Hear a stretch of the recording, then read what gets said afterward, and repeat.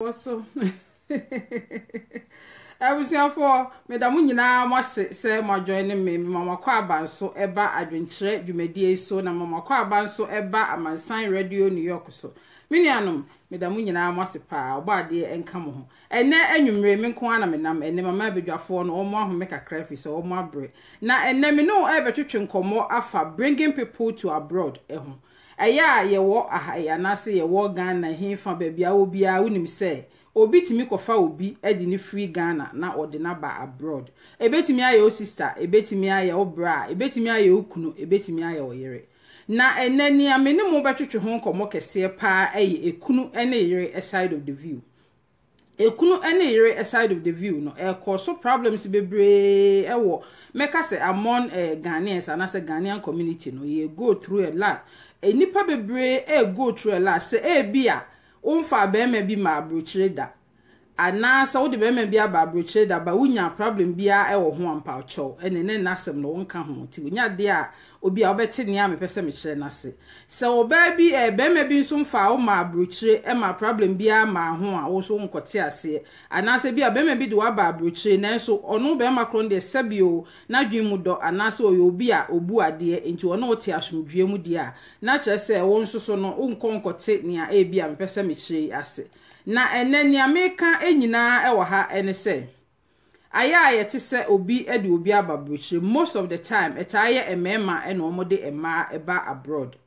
ema binum ede mema ba na so emema na de ma eba abroad dodo no a na ya hwehwe mu ahu se ye nua ma no bebre go through a lot of problems ewo abroad ha obi o ho a ne kunu ene de ne baaye ti ne kunu de ne baaye ne sabi enhyeso ene ye beka se atete ni ahahai a ode oba kro no go through no la emaye ememaye na enam se emema ene tidy ema ba brochire monti no emema de no more than nia ema no ye beka se yehu efri ema no ho sesi ameka se minim sister bia ya ni behavior oyi na di no enye nanso ni kunu empe enso enam so on na de bema ne bae nti na so fo se o control over bema no nti de bema no be kire ne se wonye omre ne ho ase na omo ntimi mfo omo ni ntofom no omo hwe nkwala ne ade no ase sister ne fo se sabio on na de bema ne bae nti sabi omre ne ho ase ma bema ne se de be ya omo betimi di yie atu yie nti eye afanu ni nyina ema eye bipa na mema so eye bipa na emema no ede no ebi oho aya na eye ahomete in a sense meka se ye nua mema no bebre no obi oho a na one na yere agya ya ware na wo se me ko Ghana akọware na akọware abayo asima ketwa na ode na ba je so opese na yere ni hu se ono no obetimi aware akola ketwa je so ode ni behuru na yere kekenti na ode na ba afa ode ni bedru wie na se akola na odru ba bi no hu se we de enye we na mehwehwe enti afa de me fam bag na afa de akoye emanso enti efa bebre no aya meka se me de blame ne kakra be ma ye nua mema no ebinom a omukofa ema ne ba ne binum wo ho omufo mo ni ntofom enkochusu the right person omufo se ombetimi ne na bobra na emom no omkochusu ni a omufo se ehuhudie ofo se nka ot Ghana wontimi kura afford oba no enso nam se a wo ha no sabi ska kakra won ne nsem nti no kodru Ghana onimi se abayo asima bia obetimi afford no no de na ba enti ebedru ha na fe eba be koso problem mano a na akwakoye asem me kan na maka akosi se megidi ye se minua no ma mu follow yen mu follow adventure show closely na se mu follow make am for tentry closely mu be hu se enfie kakra ni me luzu madam bi pa na che se wo ye very dear to me menim se make nipa bebre be hu nipa me refer to na because of sa problems here ene me ni mu be di hu nkomo enu bi na madam for ni go through enam so a odi eluzu ni life na se ko ba se bi o tina Ghana na se bema bi akra mefo ama ana wa ni bema bi achi amedru ha na se bi unya won kwatena se a emfa so so se bi ubedi obi achi abedru na akoye se atete ni ahahai na last week or 2 weeks ago me the sister bi asem etudwa em se sister no na say 2 weeks ago yeah o Italy ena me de na asem tudwa me de na asem ni tudwa wie ekwan a na okunu ne de ne fa so no me de na asem ni tudwa wie e ma bebre contact me wo inbox a omo so wo Italy ho na chese omo keka sade omo ekunu mu de omo go through wo ho no a na chese ahomete na me de me hu ne se bio e ma no pese omo chese asem me ma no omo wo Italy no ena omo tesa na nso me hu ne se enye e me ma na wo Italy no ena omo tesa eye Ghanaian men no ebinom enete sa enye omo America so omo Italy ana omo Germany ana omo US ena omo tesa na emu mu ye wo mensa e wo fie bia mu na ye wo ye beka se nipa bonefo e wo fie bia mu ti first thing me monyima no nsi bone enye emema nyina enu achi no nye mema wo Italy nsusu enyina na nye mema wo America ha na se mema wo London na se Belgium enyina na emom no eye emema ebinum esuban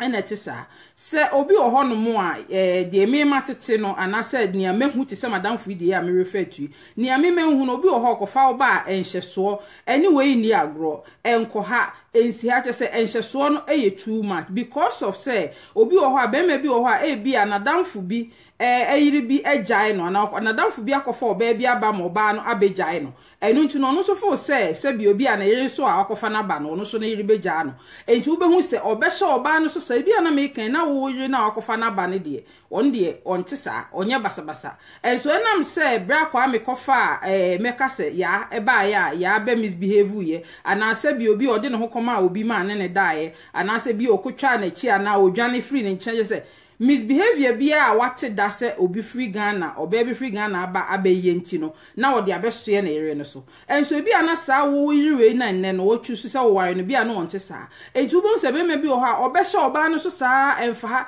ensi ha enyina ha atemdidie disrespectful sabi yesi kwasea anitia na agro egu enti no se ekokokoba se sabi oba akro no obetena ho na ebia wa take bema no behavior na o de treat no obeteki ya for years but e bedu baby no na fe do hu say no this is too much ebi ana me kan na oba akro no kra se bi onye na dwen se ojai ni kunu no anaso onye na dwen se wo dwane anaso wo free bema ne cha anaso bi oba enam se de wo no insecurity anaso meka se self esteem eni ho ntino na akwa se wo treat oba no so wrong ntino ama oba no so fe de why tired of it but se ko ba se bi anka oba ye no wo kyerɛkyerɛ na kwan no se bi eniema bi a ema bi no timi ye nie ne ntihwɛ na yi obrabo free ho na o man ne freedom kakra na se bi o wo ne no etena ho asomdwe mu na kakra akra ka bi anka oba no ko onye na dwen se obeye den obi free won chen na enso no ye nuamema no ne bebre ema nso so etesa pa ba ne mahu bebre de me mani ehu bebre no eye emema ede na ye nuanom ya meka se me de awrabe yasem tu dwa 2 weeks ago mo ba inbox yi ba akokra de beto me video bi ase ewo adwenkyere page ho enti no ade a ase ekoso pa na me nuanom no mo contact me no unfortunately omo nyina wo Italy ba me mfe nkohye Italy for mema nkoaso because eye Ghana mema bebre esuban no free Ghana ti minim other country bi asem Ghana na minim ho asem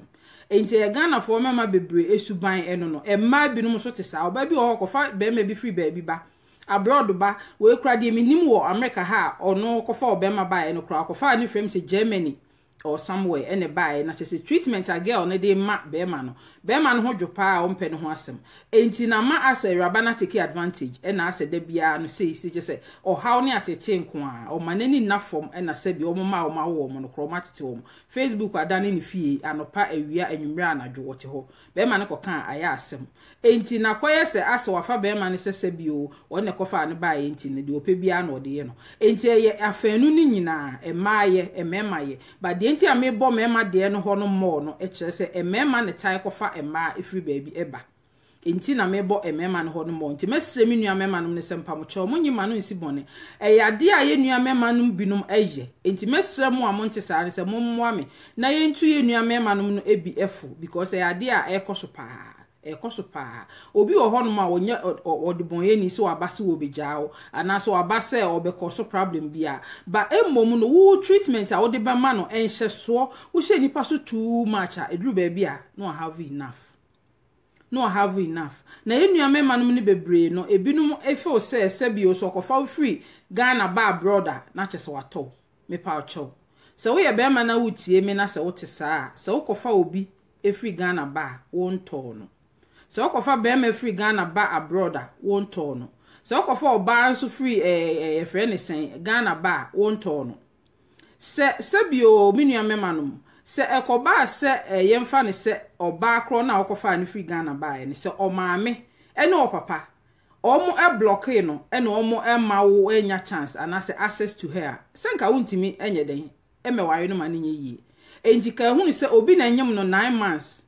Emma ye wo no etete no ebedru 19 16 whatever age e odru ya ukohia na wo de ware no enti se wokofo oba kro na se wo de ne ba abroad won ton wo ye wo yire wo your life partner se wo fo se dru ba bi na se wuntimi nware ne biem anane ma bi enkoyie ma wo a bo mo Italy fo na mo kan neja waje ni mu bro no okọ ne baby ba entimi nkoba se bi wakọfa oba bi free Ghana benti enu nti wo be hye ne soa chese nhye so ehun hia kasafi chese sister bi de ekro kan de o se chese atem didie ni kunu obedi na tem fiti anopa akosi mre aden wato no na entimi nua mema no mesrem a madaroma mo nyima no nsi boni because ye nua mema no ni binum wo mu a omusuman a omo eyi na di e de kire man no na de ya e ma me pese me sre me nua mema no mo a monte saare na mo boa me na etu di other ones ne fo ne se e bia na wo de di sister course no free sa ware nim no aye beta obi wo ho a ontimi onim ha wo be handle sa ne ma no enti wo ye beta from bra akodwo aware nim a wo be hu se enkwa na wo de akohia bra akwaku na bi odinani bra akohia bra akwaku so enti me sre mo amadaroma ye nua mema no na mo yi se suban na di no mo hwe na mo twetwa so kakra na ye nua mema no no so amonte sa no phone yi so ma me problem anymre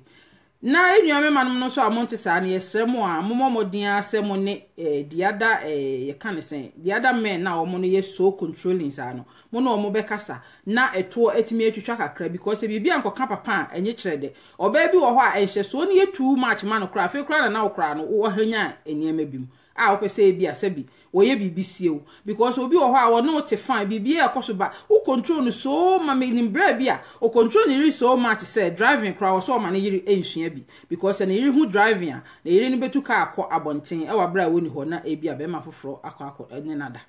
imagine so hu enti nhye so ne dru ba bi a e yetu ma ti misrawo se wo kofa obi free abroad ba na wonto no so kofa obi free abroad ba wo ye wo yire sese bi se wo hia no a enka be kofa wo nua ba na wo nua be ma wo ni nua be ni nua be ma kra wo cousins be bre ho ka be kofa wo ma ba wo hia taskwa no ena bia wo ye oba nso so a wo susu hia be ma ne tenten no ne bia de aye adwuma enu nti na ma wo ni bre ya kofa no e de ne ba he enti misrawo bibi e wo be ma no ho a wani so ana wani je ho nti na wo seska e kofa ne ba he ka be kofa wo nua be ma na wo nua be bia ba saa na wo be ma nso so bibi wo ba no ho nso wani je enu nti na nso kofa ne bae enti eni se ekokoba sese bio wo be hye ne so din se bia aduane obedi kra tare obehye kra je so na control se she blue en she green ye party ase enchia obi aden enyo na abo no o maame no papa a o mo wo no di ne be wi ase kra no o motimi agye ni mo ama wa ware no enti se wo ware no a na no nkyere se wato no se wo de ne ba brochire a na no nkyere se wato no na de misre nyina ne se eye good idea pass oba wo bebra wo ho ase ahye wukunu ase na mumienu nyina no mabobra ne yie na watie wukunu na mo de bibia atoto yie na aboa ma aware en etumpon saa na minim no agya oba bi eno ideas dey be different but me dem me feel say eye so oba de se bi bible kra kan obebra wo ho ase ama wukunu na wa hye wukunu ase na mumienu nyina mo de ntotoye atoto yie na mo apra ne ne ema yie eno boa ema mumienu nyina mo brabo no etumpon basa oba no kofa ne ba na so ono wate wase wo ye adwuma no de paycheck amount bibia e koso fine mumienu mu save bom fine bibia fine emfa ne sese bi wagimi ana se wo na akofa ne free Ghana buy nti wato no wonto no ne maame ne papa omo wo no omo kra omo nkipu na omo kidnap no nhye dem so ma kidnap na hye dem a enka wo anya no anware no enti menua mema no se wo America ha wo se wo hemfa wo mesramo amadaroma munhu ha wa mo be handle mo yerenom no efi se eduru ba bia aya na ahomete obi ho no ma wote ne de a na eya ti se madam fu ye owu ye edie se chesese wotie emu nsem a ensem no dooso me kasa me kan adaje bebo me ene no achi no so there are so many things to it me pese me get myself involved enti no eye bibi sa bia so hu enti eduru ba bia oba bi wo ho a ono ne de ni se minim away for so many years se madam fu me kasa me di ne ho adanse wo ha adaje bebo me yoba ono so yoba me ne na di agro for years ye chese me kasa ye hia ye ne emienu nyina ye oba 22 asesen ye di agra besi ene ye we 40c ti minim no more than 20 years kra minim ne sese me de ne compare me namfofo bi no ma minim na se sa madam fo ne se ni kunu begina wo bebi sa me se Sa adamfo we say wona onamfofo na aka no yinia asabi we faithful anase we oba chese girl no meyi ni times 10 meyi na yi bi because we adamfo a woni ne ya adamfo a wonya basabasa wo na adamfo no obu wona o deli bibia nice we adamfo pa onko kan ho asemboni nkyere obi we oba asabi so ono kro hu se wona mkwan boni bi so kra obetimi aka che se menua ade we die enye onyo oba asabi woni be ma te ho a obesan akọ ne be ma foforo akọ nante oye oba a owotema emanipa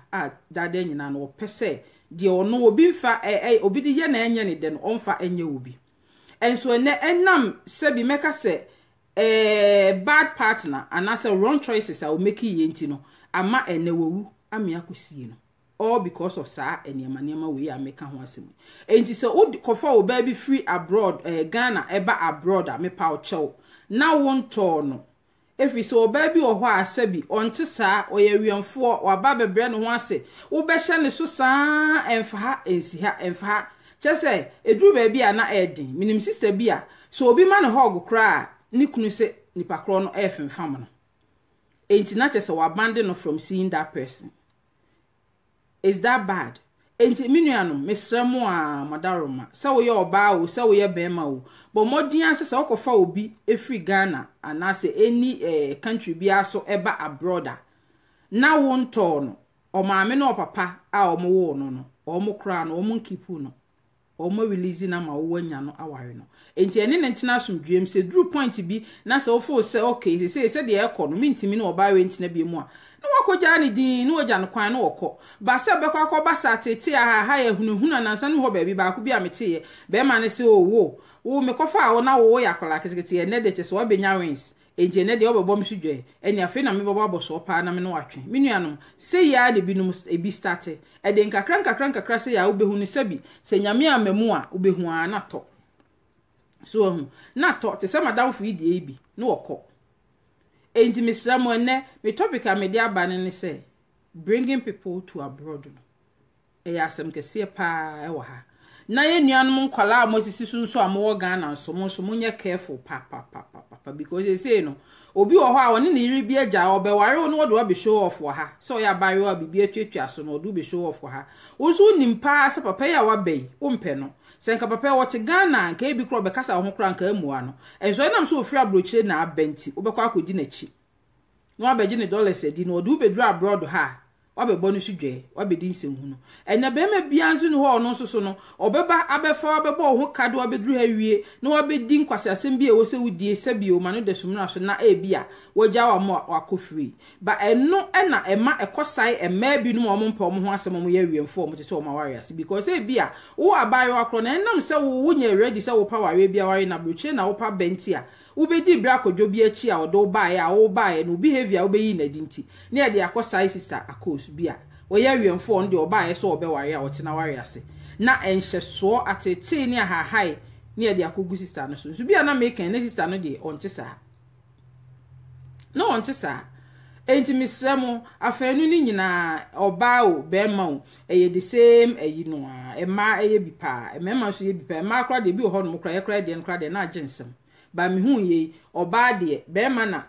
eye ebeka se eye ebusuanity enti wo na akofa ne ba ye o wo na aye ndan yo e wo so obro ho ase ehye wukuna se na mo mienu no mutimi adwene bom na mo hyehye ne ma bom na di asomdwe eba ba enti mi nkonko ba se bi wo na ade ne ba enti o matina America ha che me na me wo business me na me wo hwan it doesn't matter wo business no ntimi ni business no koda ma ne nye yie untimi ni business no play romance ma ne nye yie wo sika kro na wa ye adwuma gu ho na wa to cars wa ye den yo untimi ni cars no koda ma ne nye yie be ma na wo hia no nti na akofa no free Ghana bae eju untimi kofo obi be ma free Ghana ma na o me bonu su dwa metietia no so medidi wo se hunu bia wo no so so wakofa no free Ghana be wi a be ma any the head of the house whether you like it or not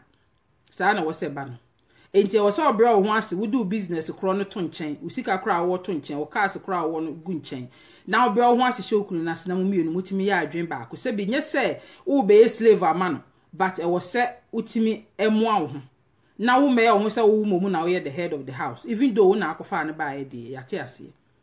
entin eye afenu ni nyina na yen ema no most of the time emema na edoso ameka so omode ema babruchiri ema ede mema babruchiri eye kakra bi enti wo beti bia no na ase eye bema na o treating obaby badly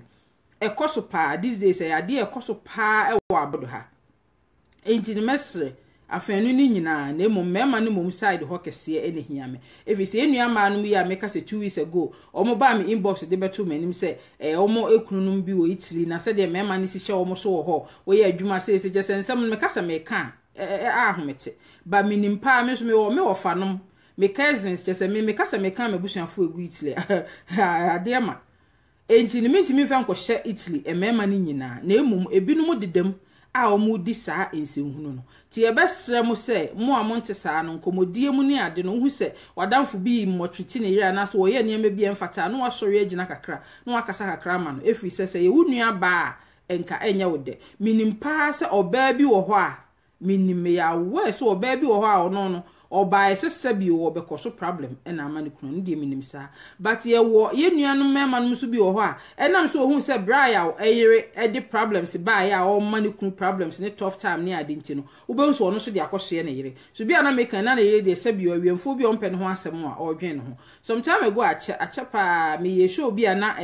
man bi a wo Italy wo se ne yire akosa o party ase na okọ oromu nyina na ekọ party no anya ne ntem na emi se ne yire no edi kan ti yiri di ka ono okọ na tese ne yiri no ne wo sister ni abre obu ni musoro ku o se de no nya ho twe no ene obi di asapa o party na se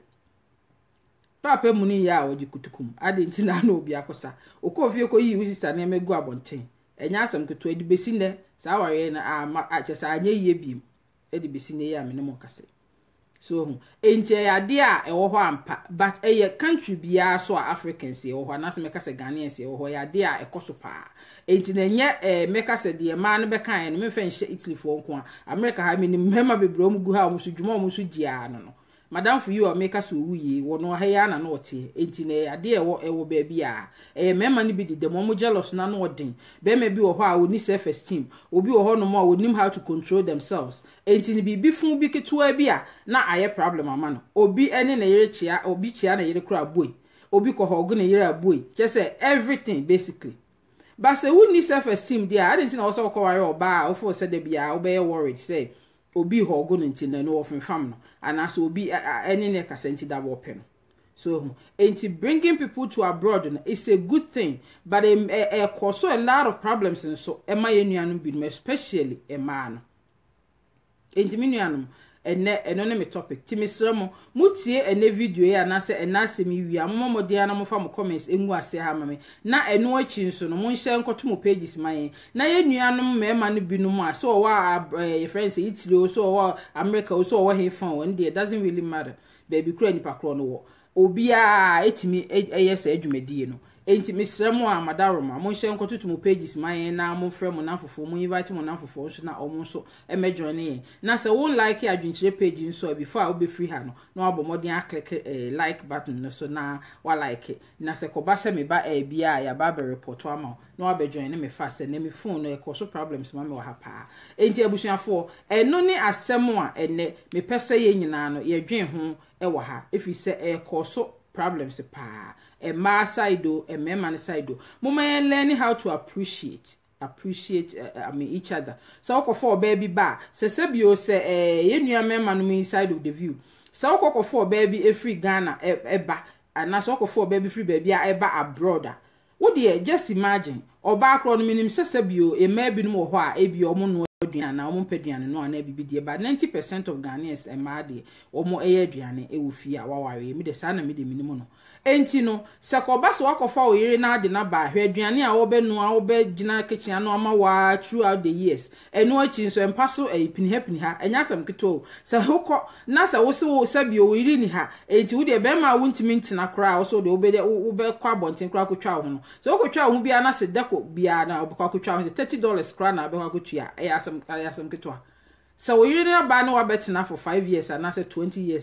years na che say sika anka bia we really ha anka wa say no kanya asam kito so enti so okofo obi free Ghana eba abroad e ma ne nya wadwen se wato no oba no oba e no se watena wo nchen 2 3 years 4 years 5 years wa ye bi says can now say the cofano no why triaka cram na broso because what cano in cans and was and you know one more din near my way no and yasam ketua was not better no crab a wama on home conba in most of the cases no be all crash or edgema bottom or this kind of now they are to bank and I say beer when you know save boom on home conba. So ain't in Miss Samoa, you know, memano. Montreal, my best to say, and conquer bass say, be walk for before abroad, be Ghana back abroad in tea. Oh, be shiny swat, essential, so be a wound here, and anyway in Cassa, and then Cossor or her, and anyway near grow. Just say, it's a wound here and quan. Meaning, say, I will horse her, so be a while. Say, be a bad influence. I will read in Hocobono, a bit me a cause of problems. I will my worry, man. I say, be a foot to Bonia, sad and phone the Bema, you know, a bit me a cause of problems, dear. But in most of the cases, no be a hormone so. Na akwa se bi oba no kra no onye na dwen se wo dwane anaso onye na dwen se wo beye boni bi chese nothing but just se wo ankasa no why ye insecure anaso meka se adwomboni e wo utiri mu from obi previous problem bi a wonua bi anaso adamfo bi have ye e wo ba bi hunti no na ye se won so yire ne bae na ene o yire de wo be monitor no pa ene wo be hye ne so pa aden minuanum aden esa na e too much amo ba nti oba bi wo ho a obetena ho na wa tolerate ya fe bedru ba bi no be hu se waye so tired waye frustrated e ma make so mo ba inbox ni me be kasa e ba ko kasa kura na chese utimi hu se ase super kura hin no o sister comfort anu twa me kunu ti me twa ma no a fiti na pa kwesi anwumre ne bi wo ho a me kwadwuma a me ba no wo se sa ata ma na okunu ntae sa de npa na okunu no onye adwuma no be ma na wo fie no no be kwadwuma wo be ba wo sister comfort me hwe be ma na animu ha bitimi hu se wa ye ready so ne me be ko chese na anim ni bibia o ma wonkwala afọ na sister yi ba o dwale nkwala no se me kwa na wo to ye ne ma ne me ba na wo to hia me chese wo se the way Jimmy for de any sister yi say ofa na kwa be me be to ama ne sa because of say nsem bi atwetwam no be ma ne ntimi ma nsem ne ntwam chese BBC kwa asasam kro twam 1 year kra wote ho na odwedwen ho a na me so wasan kofa ba na obe so sister yi eyem because on the so oye no a no o de me nam do bae no ene no de national anthem eno de minim pa say most of mema omo yesa de na meka say ma omo yesa de no omo bi omo ano a no me nam do bae e na me nam do ba o na ade bae so what nyame so obo no so nyeden o ma me onyem ne 9 months so no so nyeden o papa ono so atopo obu ya ansa na ye conceive no ono so nyeden minuano enti mesremo a madaroma se de na ye nyina ye nso anyi na ya bewo no wo so ya na dru ba bia na wo so put yourself in sa wo ye na wo treat ne that way na ukunu na wo treat ne that way no what put yourself in that person's position because ekobasa won so ba bema ana won so ba bayo se echina bi okwa aware na so ono so obi de sa de ni bi di na mema no specially mema minim se mema dodo no ana omo mama ayo ano ne mengo pa enti put yourself in your little girl na mo am so that's my little girl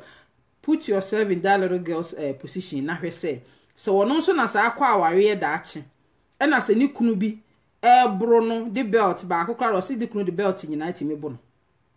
se ni kunu bi the belt bro no because of so akofa na free baby abenti ana se be ye oda so enti misremo a madaroma meti ase pa se e ma ni bi eye big problem a obedru ha na enamfo na asese bio disrespectful behavior bi abad manu krampo de enye aware enko enu kra de wa unu akra be kwa akofa na ba wadamfo bi abebo modin age no obedru kra no na fofo abe kabom na okra abe ye otamfo na the problem se ba ba se ekokoba ne sa ebi wo ho no mo a na se koye aware mu asem a oba bi wo ho obedru abroad na asese bi wa ma abrochire mi hu se de missing kana abrochire na wa ba no ase aye no big deal bi na ase wo di misbehave disrespectful behavior ase ofo se wo no chese wa ba so enti ni se bi de wa ya ma ne bia no kai obi wo ho be kwa kogina bebe ha ka oh sister we de ade so ama me ma hye me sister we de wo ye good pa o woni me ye fine na nka say yo so ene de ye den obi wo ho a on kai onu ni behavior bi a ema ene no bi a wasesa towards her so enti eno de eye afanu ni nyina obi wo ho no be kwa kofo oba ni bedru a problems oba be koso ama be ma no ni disrespectful behavior oba be yi na di no na chese wo se be ma no wo di ne na si form no wo so original na chese wo ma na ni bre eno de minim se e wo ho sa pa eno kre enti misremo me pese motemase on that area me pese be kwa ko look say ase ebi a menim se ebinom ye pa no krese ma ne binom ho mbedru ha wi a o mo si me wie afei na wo be makro na se wo ba akro na wo be kire wo se o se de efre akukọ sa lolo si e ka ne se so ho enti mesramo a ebinom wo ho sa oba bi wo akofa ne ba obedru se ekiko hai afei na no wo ba be kire onyansa na oba ma bi so ha akofa ne ba se ekiko afei na no wo ba be kire se wo ye bayi big lady we ye skinny dodo we ye you apo ho dodo we ye too dark dodo we de afi na no de ensehunu bi ehu hia ebe ba begina so e de abejejo some time ago me masem bi am de tudwa oba bedru ya so oba na ablichi ne ho ntia o de fa so a o de nkakra sa o konso ampa so enti ebi e ho ampa se ebi no ho mbedru a omu behavior no is just terrible na se wo se nipa kro okofa omu baaye no ma na ni bre e wo ho sa ba me kasa ama wo mu a obi wo ho a won te sa madam fu ya me kana se mu a mo ne manante pa che wo comfortable page ho no munim exactly who I'm talking about because no ya mu nyina mu be friends e wo Facebook ho a asem ne ba e kura mu ha madwen ase me nka ne yekoso ba me keka me sem se wo madam for me ne na chese wo ye me close friend wo ye me very dear friend me penasem so much and ji se me hwe se de all of a sudden me ti me ba bi a chese all of a sudden ne brother friend me a chese obebo me sa na chese na ade a o go through sa problems ni bi a chese a che for years a chese threaten ne niam bi a na ekoso no na anodin but we never thought said de na ebe ba beto madam for no eno no enso ene wo wu for about 1 year ni so enti ade a ekoso ewo abroad ha ade a ekoso pa enti mesro especially yenua mema no se moko Ghana se moko for ba aware na ba e fa bebre na ye mo ankasa mo duty se wo se mo hwe oba akro no se bi oba bi wo ho a minim se enipa sesa obi wo ho e bi anu akohia no club night club a it's a red flag kakra but enipa esesa obi wo ho a se bi na se bi o prostitute kra enso ne wo ye pastor anase ne wo ye elder ana wo Roman father kra eti no minim se no krese ebi wo ho nipa esesa but obi wo ho a making ubehu be me papa kokora ne bia wo be se be 50s be 60s e bia 50 something awoko ni 60s okodu Ghana kuntan na akofa baria be 20 19 o se mere no aware na baria mono fan enti wunyi ni sa baria ne se bi wo ne so na ba mu abi ho oni ne so na ba mu a ho kro ne so na ba mu abi ewo abroad ha na bia wo de ne ba no some time ago a chepa masem bia me de tudwa was wo de twa take it ni ma me na my cousin bi o London na me stop ho ansa na ma ba America ha otilo na girl no wonde wa America ha no kra bi odwa no ko ne cousin no ho so enti me sremo a emema no particular mo fa moni ento form so wo ko Ghana no akofo oba bi aba na wa ba abeware no a fa woni to form because oba bi o ho asabi se wo Ghana enke bi ase do ye yang no ukra na bi ase bi ominim se ne se agya nkokrafo bebre ne nkwala na dedade but obi o no mo a ebe ye woni ukra so bokwa ka se wo yire no ebi ane be deda osuma se ba se wo ka se wo ware ne de bi kura be woni enso ene no ye nua mema no ne bebre o mo wa abroad ha se so o mo nya free ha ekodru Ghana se ekiko akola keto bi 19 16 kra de minya hu bi but 19 20 21 25 obeba abehwe se papa ni yiri ni yesen ayi o na yire no de naba enti akola sa no oba bedru a ebi kura bedru ba ebi kura no na agya jack kura osi na konton na agya fe de adwojo na niement menke kan yema so na fe akola yi wono so ne ho ginagina ne ho so na akofa ensem bebre na de aba so ho enti se koba ne sa pe a na bi akola kro no ne suban bi obeyi na die so efa pi ne bi na ye wu e na wanhwe ne yie enhu se akola we wo shadodo mame senka okọ Ghana e ma bebre enua ma no bebre ti se me age group e free chese 30 si dey ba a wo benya wo age group a utimi hu sasem bia ni ne ho even so obefa akola akola bi wo ho nso asabi wo 20 nso na ni da fom o Kristo ni obu no ho a wo de ne ba betina somdue mu a boni bia emem so instead of that no enua mema no bebre be kwa kofa akola keto bi no ode na ba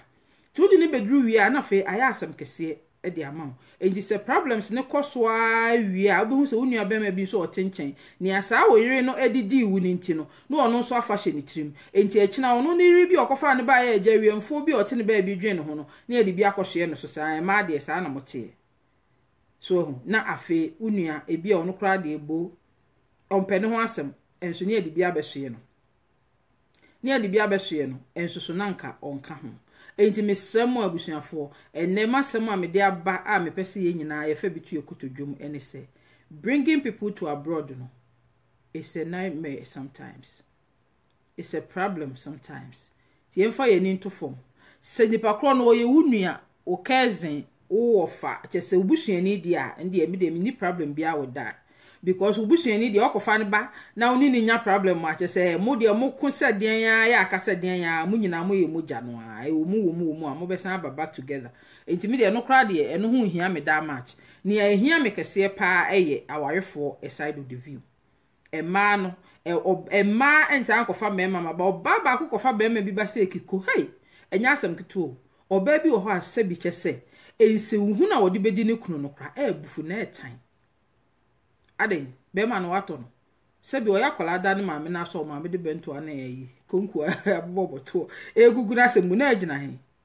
na anyina ba bia ti se na wagina bema agina ne na so na se abroche kakra na agina ba abroche so nya kakra o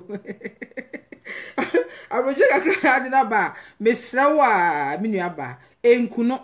because o maame no papa abo no ho ka egugu asem no ma na ye odenti akofa na ade no ba he entinya fe na wo ba be hye ne so a na ye call party no kohwe o ba bi e na ho ahwan ense hu na hu hia nko a enkofa hwe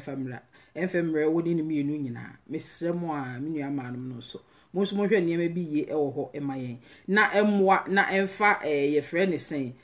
nkabom animpuntu emra na nkonko ba se da bia na obeti esise binu wo ho ade ya no kro bi wo ho kra ebro nyina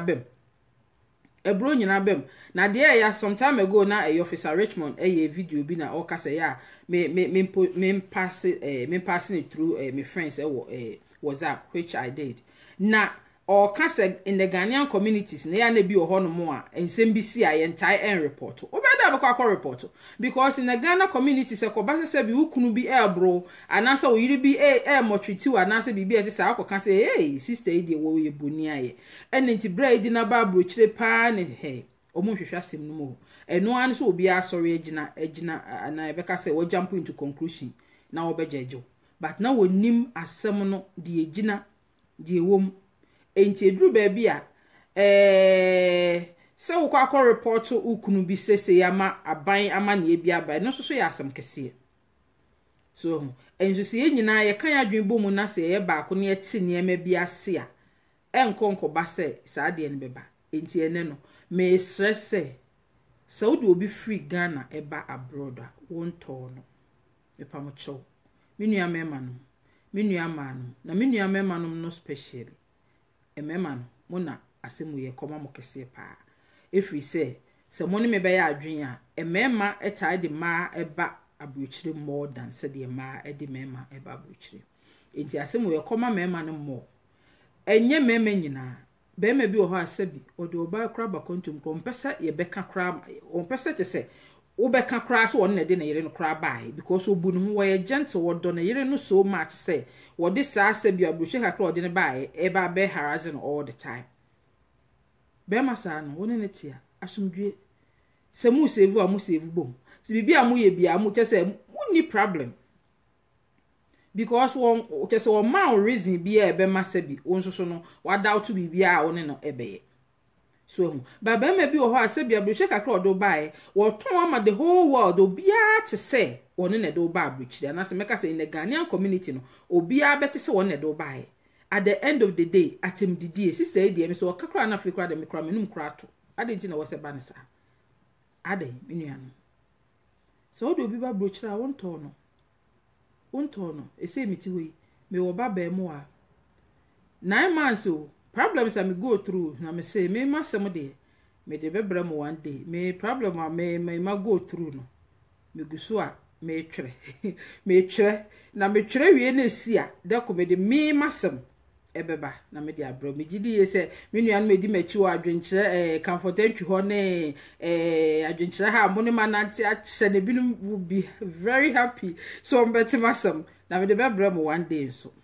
if we say me masem no is just amazing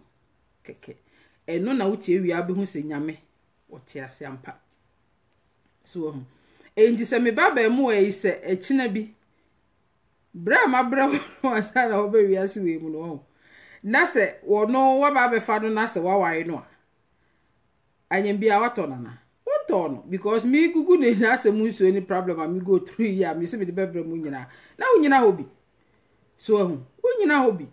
enti no sebio se wokofa obi babema e de ne ba abruchira sebi tafrache so wote Ghana ekura bi ase kura na so woni aduane kura di na so whatever it is ukohu no a wo de ne ba ye kura no sister wonto no wonye wo house boy wonto no wo ye ukunu se wama wo ho kwan se wo ye ukunu a wo ne ne beda sexually dia ene na wo se wutimi ma ho kwan se wo ye the head of the house. It doesn't matter so na ade ne bae e wo so obre wo ho ase na wutimi hye na se as a husband na mo kan adwen bom na mo mienu no mutimi ebo obra no ifisa breche ha no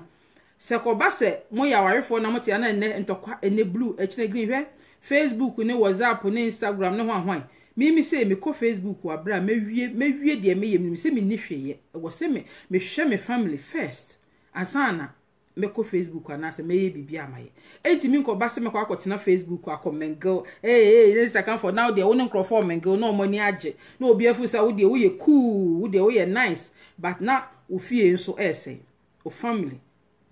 obi a hian ukunu hian o mehian enso so na wo te ho wo te Facebook mengo enti me samu a me nua ma no me nua mema no nyina especially me nua ma no emfa ho ene sedie situation no etie bia se wunya kofa bema ba ana sponsor bema e wo bibia mu a still no wo ye wukunu one ne the head of the house for no respect e man die wo se enye no enye die wo se ye no ye e wo mu se ebi wo ho a ebi a emfa kwam asem bi wo ho a enkoyie die but they say we a one ne bekasa papa we dey what some one make kan de nyame enim ne ko dey wote mase because enye da bia no no bema no be wini ena enye da bia na nso be wini enti eduru ba bia na what na se no wafa ne lie na wo se fa so no se de be ye be ma won so no so eduru ba bia ono so bete wase na wono so afa won so lie no but ye nua mema no ne bi wo ho ndi opese da bia wono na sam ko na enye adwuma ekoba ne saa oba bi wo ho a obe toreti u behavior no a but ebedru ba bi no aye tired wo ye nipa edru ba bi a wo so no fa ne freedom kakrama no appreciate the wire ma oh kanfo no meyere na emfa asomdwe mra entimi nkoba sesebio wo de eniema wo se wo ye ofie nyina agu ho ukunu hia wo enkwala hia wo niema bebre wo se wo ye na atiti Facebook na wo tete media so na o mengo na ofie essay obi fra wo ye friend sen messenger ye nkrofo di dwa nipa sumi so ai wo be piki sesi a no ato enso na sebi obi a na ukunu so hia pa bi alomalomoja o pe ono wa bie book bi mu no ahwede eja obetimi akenkan free mu enso na ot messenger so rere edi nsi hu na hu hia nkofa hwe ma so entimi nuanom afanu ni nyina moma ye hu hawa ye be handle matters na di asomdwie abre ye nyina e wo ya wariem ye relationship mu especially if you say entimi nkoba say obekwa akofo obi free Ghana ba now de obehye nipa kro no so saa na nkwa ha ene ni wei ene nhye wei ene che say ebi de airtime ni so oba bi wo ho a nyame anim ni ebi wo ho a ebi ani behavior bi a woyi na di a kira wo be ma ne da ana ni su ben bi a wonim dada nti na ebi kro okọ party bi ase na nka no ho na usuro ende ebi ni se bi wo ho saa but obi so wo ho a onte saa obi wo ho a onte saa enti wuntimi mfa sister course bi behavior na se bia o previous marriage no de esi wom ana problems na wom nti na won fa me sai oyiri we a ene waware ni efi so oyiri we na waware ni ebi ono de obu no ho pa won te sa enti mesramu a menuanom yen ya yekofa obi efri baabi ba se obekwa akofa obi free Ghana na aba o mesese ye ebusuani dia enokra de yemfa ho no ntonchen because ebusuafo side of the view ni de wunua ba especially wunua ba na abekwa akofa na ba differently problems kakra be pie baabi mo kon na mo amoye dem be ye at the end of the day mo be san back together enti ebusuafo ho side of the view no kra de ya na enhye da enye big deal papa because eye dan ya mo be back together but our four side of the view no ebi o ho a na ko wie disaster pa mo disaster emu ne be kwa ko wie at the end of the day obi kura betimi awu efri mo enti mesrɛ mo yenua mema no no specially a mo ya na me nam do ba abrochire na wu mu ade na ho ahwan enhye so ne edidi atem ne saa nsehunu na hu hia no yesrɛ mo amadaroma se mu ni ho a ye ni ho yenua mema no ye hia mo pa mo so mo hia ye pa enti e pa mo chew ye nyina ye ma asumdue emra wo ye ntem ya ware ase relationship mu na ye nyina ntimi ntina asumdue mu rather than say e bi asabi wudi obi e behavior bi a wo yi na di enye no na eno de mismichiri kra na wo de ba be fore ukunu se bi a previous marriage bi akọ mu se de na ukunu wo no na osihwew ana se hunu bi a na ukunu wo no na odidi wunti eno wo be hia bra kwa amia e bi on de on tesa obema bi wo ho bu no ho pa gentleman a che se won pese on pe basabasa ye kra enso se bi enam se de na ukunu bra akọdwo bi e treat you nti na masa bi ase umu mema nti ukunu ye obehia ni se de o gentleman no kra untimi mre ho asimpo na wahu enso bi a obra ho ase anka abehu se ukunu we die wo ye bema papa minim sister bi a some time ago see sister comfort ma worry engu amma ngware fofra minim se mema mu go ahodo enti mema mu go ahodo pa nti mesro mu nua ba for woni to form e manenya wadwen se ukunu bi a ugya no behavior nti ene wakofa bema fofra wo de be saa bema no efi se saa bema we die onte saa so do ani to fom yie na wo bra wo ho ase yie na wo ne hihye ne ema yie na wo te na se kakra wo ne ema bi mu a na waanya wo ho se wo na akofa ne free Ghana na se Italy na se hefa ba yi nti no umu no a na wo bra wo ho ase kakra ebe no so ebeboa menu ama no nti edru ba bi a mo me mfa ye positions a ye wo wadwuma kra wo business kra wo wadwuma e ka ne sen cars dodo a wo na me na me si ho ahwan na me na mo ho ahwan wo Ghana ne nyina doesn't matter wu na wo kwa maternity bi wo hwe kra force mu ne bekwa koyi no ne de abehyew ne de wato adaka mu ne akosio saa ne ma ne nyina no wo mfenko enu achi no me business ne me ho ahwan ne me ho ahwan ne nyina na nti ye ma specially ye bayire ye ho an ye di dwa me ma sumu na tese ye mu ade ne ye didi se hunu ofie ne ade no saa ne ma ne nyina sabi se emre so se wo hia de mu ozia entimi meye ma watese de mu ozia no emema ne nko an wo mo ahom betimi de aboa so watese enti emeye wo ho sese bi o de wo ye tu no anasa wo de wo ye anase meka se wo de wo na akọ henhen fa ba wo na wo ye ho ahwan wo na wo bie business ho ahwan wo na ho ahwan nti no se bi wo mu ade menua se eduru de mu ozenta ama wo niama na wo no odwapade na wo no wo cars na wo no business na wo no anase meka se position kro na wo no emu bie ni ho a ebetimi no wo abeda sexually abema ade mu wozen ukunu ana wo boyfriend no ono nko ana obetimi aye tie ma no mesrɛ mo momaye nso ye mrɛ ye ho ase kakra na emfa somdue emrɛ ye ya ewo ye mfie mu mepa mo kyew yesi wutu ko momonefo no na wutu awane zufo ebeni bi ohaya na menkai nti mo fa nkyɛ me so ehun enti mesrɛ mo menua maanum no sɛ wo nso so wo kofa obi ba wo nso brɛ wo ho ase emeye wadwen sɛ wo de wo ye gangalia wo gangalia ni nyina ne dura na adwena apedi mu ozia wo gangalia no entimi ma me no wo na let's face the reality be ma no na abehia no ti bre ho ase na bu no na mo ntimi nkam adwen mu na mo nye kyese eniema a edi asomdwe beba efi se bi wo ho a na ahomete enua mema no no so the same thing so wo ye dan a the same thing wo yire wo ne na tie bibie ekoso fine oba bi wo ho a ono so obu no ho wonya basabasa o dress ye no ho fine bibie twetwa so bibie ekoso fine. That doesn't mean say we call kodu party bi ase na obi ne kasa na chese nipa kro no ona se bi obi kra be pe no a se wo se wo hu oyire ne say onte sa be ma bi wo ha chese wo so controlling say na ire dress kra ye no fine kra na ye ne ya because onim say na ire ni kodu ba bi na nkrofo hwe na asamaba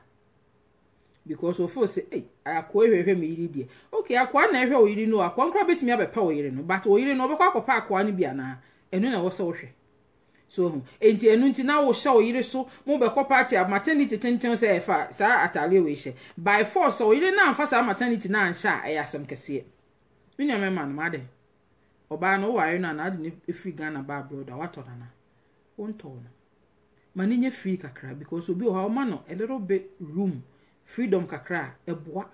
e ma ono so hu se me kunu odwen me ho me kunu wodo me enti sebi oba na dwen mu do no ono kra nse wo adwen bo ni bi kra won tiri mu a wo be hu se sebi o na wo hu me se me ye nipa bi a ehumobro me da bia me na fofo se me ye ayi me na fofo se me ye de ko mo se o mu yusu wadi bi mo se bi sura ya aka mi sura ya aka ba je se eya na enipa ye mmobo enti ayeti se obi de ade bi ye bi pa be mi a grofo be expensive na wo adwen nya na but at the end of the day na ase I just have to let it go and sana make say afedi my brain na say ma triumph in pakoma money so many chance and sana make say afedi me give you up enti edru baby a mama yen try your best say ye bebre ye ho ase kakra ma o yiri nkɔhye maternity tin kosi na bia make kan wo go yiri so ogina so fine man nya no fine no oni wachi na wan kasa kura ni onyam beba so but because of controlling you know wo be control oba no to the extent say bi aduane odi kɔ nanum kura no wo be kyerɛ ni de wo si wodi eni ne ni si wodi ade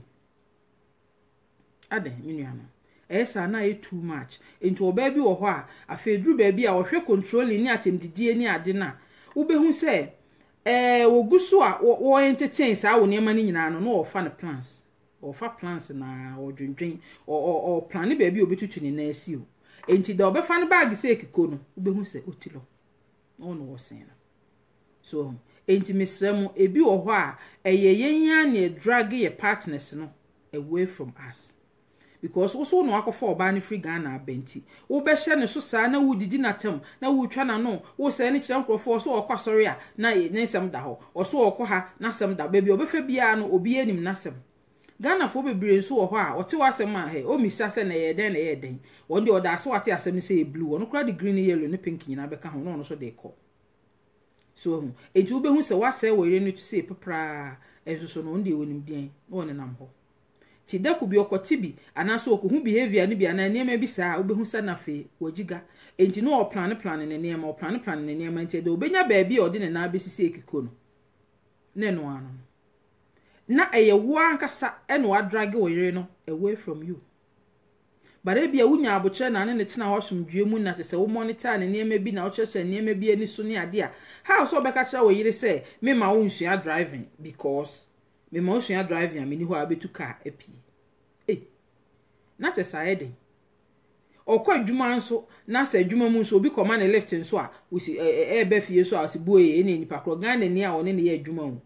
sister bi asem na make Ghana ni one ne ye adwuma na so wakọ na se Ghana ni one ne ye adwuma na o ma pon bra ne se o ene holiday nti bass na emma etie ne ma me ma left mfa nkosi ahase ne free ho kọ de bia obenya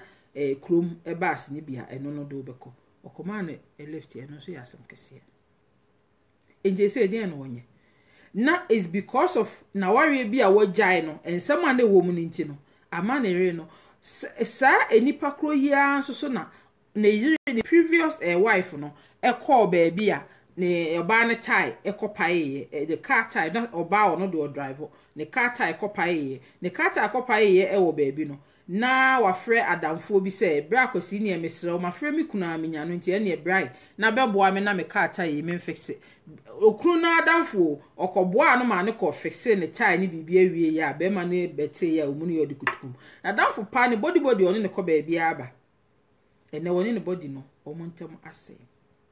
enti ya de a e koso papa menu no se wu ebi nto wo a wunim de wo me yankasa meti hey ebi nto me pamcho inde say Facebook ha wo kan wasem a na obi feel say eye wo na wo wasem na wo kan say me say da be microphone no ho ha me say o madwen na is going on kuku kakra enti na say me videos bi a me ye na enti video do ma ye so oba adwinchire page ha videos be de wo ho enti nyina me sorry abusafo enti nyina ya masem na me masem no kra me fem mre wo ha esa me ba so me ka kire wo say me ya masem na me ba me nsuro sem de masem beba enti me sra mo enya masem na me ka na emomu no say ebi nto wo a ana ebi nto hu nipa bi a wunnim se de etie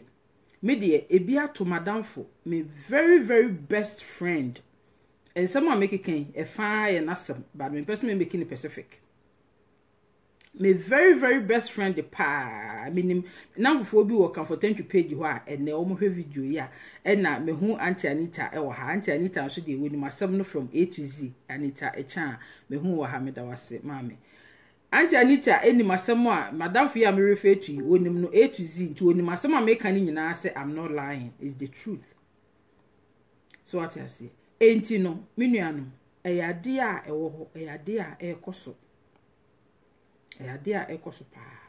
sa papa making ni previous marriage no they will go through ewo mu na na ere back no ono nim driving into no the second wife you know also man is driving because we ni ho oba no betu car o pese oba no onye den so na sa oba we so no obi a ompe no ho asem mobro wa o dwen no enso na do obi behavior bi na de abesai obi foforo yan ti eno ni asem a ene meka e wo ha e ha dwen but ebi obi wo ho ba betie video later on no abeka na dwen bi agu ho a ebi a emfa de ye kan ho kra but de me kire ni say ebi a wo ankasa ukunu bi mfa bi niu say de me meti he mi ankasa me experience bi me go through such situation make can be but me wo nipa bebre me wo bi a wo go through such situation ni be right now power right now and na da me this is asem 2 weeks ago so no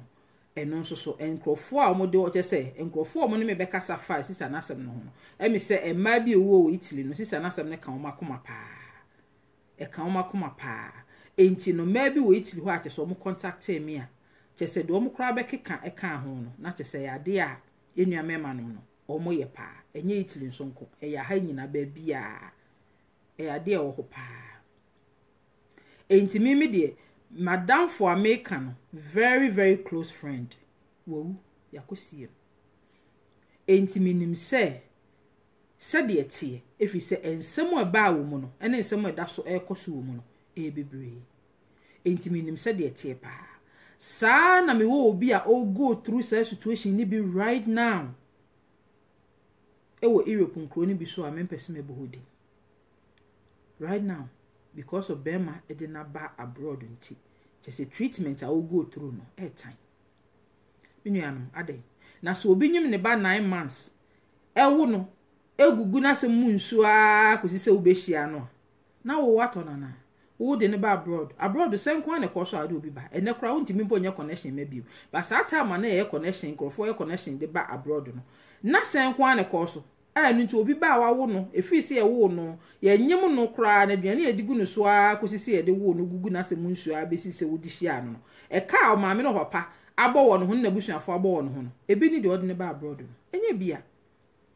enti se bi ya se obekọ akofo obi aba abroad abo no ho ka na wo ba bedi nkwase asem bi ama se bi a wo do a wo ma no plus ka wa se wo no ho nyina no ebe hye agu no de emete ase ya ema ne mema side nyina ba ye wo enuanum binum so wo ho a omo akasa behavior ene drag ema no away ene drag emema no so away ba ye nua mema no omo notice ye se ebi wo ho a omo behavior no ene drag ema no away ebi so no ma notice dia I don't know.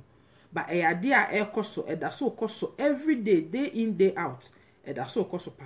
enti mesre mi nua mema no specially because mo na mo taide e ma ba abroad pa mesre mo say modaroma mo a mo yesa no mo hwe na mo ntwetwa bi so controlling no mo ma ne susu se okofo obi free se ofo se di pa kro no de ne ba abroad na ntimi man freedom kakra e mo no so nye free na wo be hye ne so te se de se bi na be hye cage bim anasa wo de na be hye ye frɛ ne sen ye kan ne sen jail baby dia ene no wogya na manatena Ghana de se de bi a wo kɔ a eja wo be yo masa ne bi a wo yi dollars bi ama no na se de wo pese wo control no bi a ho de obetimi a control no ho more than so de ne be ba ha so ba se wo de ne ba ha obi wo ho a steady nipa no obi wo ha wonya basabasa onye obi a kese ne spirit no pebone die te se madam fu die binim girl no for almost 20 years on pebone kese wonya da kan me wona fofo mayo bi wo ha wo bisa me say yesi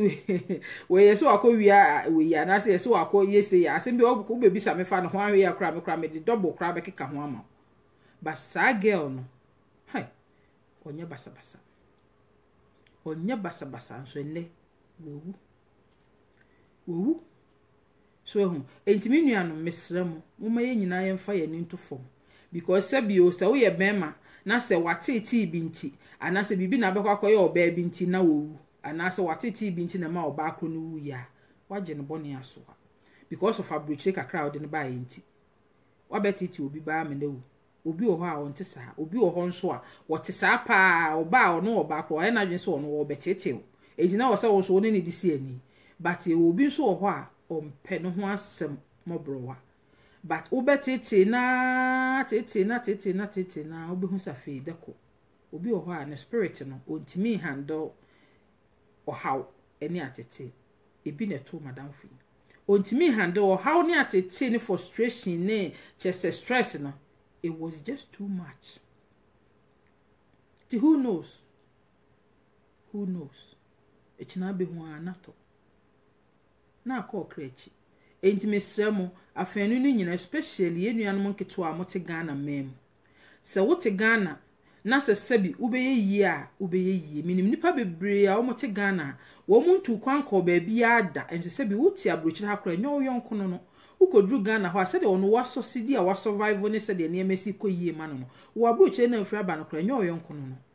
enti mfa ho se wote Ghana ubeye yie niema bekoyie ama obi wo hokora no a ya amone se ometu kwan ana onko wo se wotena Ghana hwa na oso sidi enti edru ba bia ya na koyeso obi wo ho ase obetry abrochire try nye na obre no wo ha no ho ni sika kakra wanya wo so odinton bibi na ose no ba bia na nyame ka kire wo se sika no fire investment bi ana se faster to ton bibi ana faster to ye bibi na chance bi be o ba bia ma wo kra ne se bi kra wo hia so obekọ abrochire ba bia wo beba abroad ba bia na wo ba visit no akọ ene krofo bebre wo Ghana obi ho metna abroad hada oba visit no okọ so enti no nye obi a ne abo ne sese bi oba enti sebi ote Ghana ho aye nuanom maayo ne titiru me pa acho de wo ye bia mo ani so oso no aba mo akra wo no mo ani so no enkaso aba mo akra na wo no sebi wo age group nti no wontimi ntue yie anase woni car woni Range Rover woni ho ahwan emre no beso ama na ba efi se wo abayo ane se wo age group no woni Range Rover woni we a wo ankasa no wo bi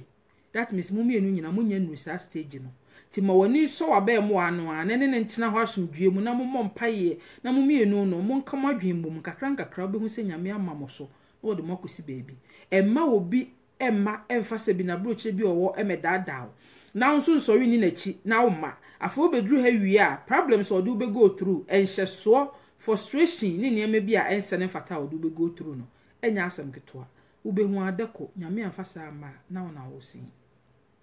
obi wo nso kra se bi wo no na bekwa akoye odo obeye wo because obeka se o memfa ama brochire ma amija mema be ma foforo me no na ubehu se na edensem bebre na de nam timinuanom mesremo a eno ne asemo a ene mede nam bringing people to abroad no mesremo a moma yenwi hu yie yenhwemu yie yen plan yie especially minuamemanom no mo fom ani to fom na mo hu oba akra mbekwa akofa na ba eno ebeboa kakra enu achi no se okofa oyiri bi ba oyiri bi ho a watena Ghana ho atwen for years eno akofa na ba onye basabasa enso emfa woni bremehwe ne so emehye ne so emetan nani emetete ne meharaze no because of say oba bi suban bi a wabeyi na di wa abroad ha se obedru ya wabedwane anaso obedru ha wabedi se hunu bi a kire ne kunti na mfe nkohwe wo yire pa bi no akofa na ba ne so because ebi ana onte saa menua manom no so the same ukofa be me be free Ghana ba mame wonto no be ma no wonye wakoa se wo no no a kwa ankofa na ama se bibi ni ne ho a woni gye ho a kwa ankofa na ama enti misrew bo modin ana sa be ma kro no se de oba ebre ne ho ase ehye ni kunu ase no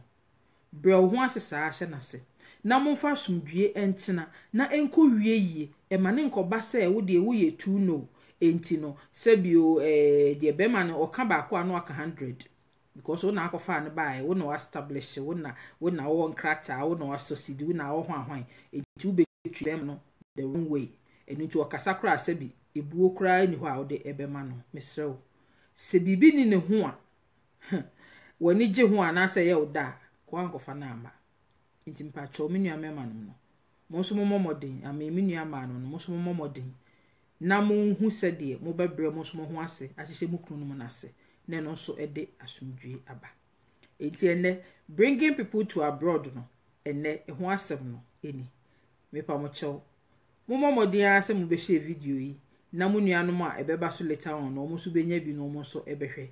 na omo so de omadwen kire anaso omo so wafutuo bi omo so to de beba omo so de aba but feel free bibia wo kan se omo so wafutuo bi wo ho a omo so pese wutu nkrofofo a wo so betimi de ato ase mpamcho me na me opposition ha me ti video ye chi but obi wo ho kra se bi na dwen kire a wo de beba no e bi kra ebeto asomu kra sen de me so me ti ha making enti mpacho feel free bibia wo so wo kan afutuo a wo so wo a wo so pese wo de ma nkrofo ebetie video later obi wo ho ba dwen kire page ha o meka hwe na enso no obehwe asem na wo kan ye no na wabehwe afutuo anase adwenkyira a nkrofo e de baaye e wase no na wafa bi atu no botom din no okọ ne baabi da me ye sister ye wo Italy show yi enipa e baaye behwe video no na me messages ni nkrofo contact me inbox no. I was very shocked. Enti no mesremo obi wo ho a oba na wabehwe bibia ekoso anase meka se bibia